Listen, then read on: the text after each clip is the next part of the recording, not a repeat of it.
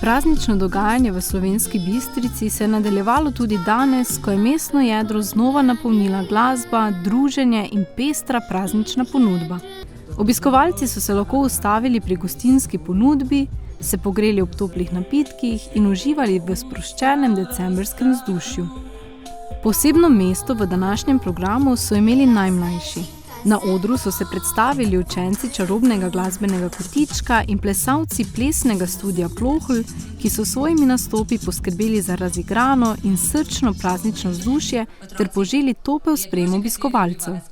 Pomemben del današnjega dogajanja je bila tudi palačinkinjada, dobrodelna akcija Lions Club Slovenska Bistrica, ki je s sladkimi palačinkami združila praznično veselje in dobrodelnost. Kako pa je vaše mnenje o letošnji praznični Bistrici, nasploh o samem dogodku? Mislim, da je zelo posrečeno ta preselitev tukaj na tale delu parku.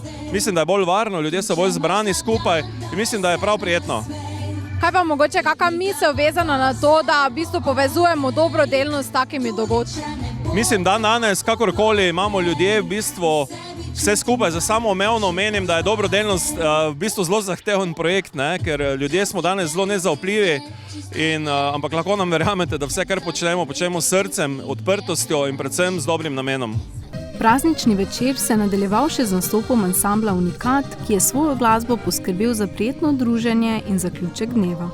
Praznično dogajanje v Slovenski Bistrici pa se nadaljuje tudi jutri, ko bo večer zaznamoval nastop alpskega kvinteta z gostom Otom Pestnerjem, ki bo s svojimi zimzelenimi melodijami poskrbel za glasbeni vrhunec decembrskega dogajanja.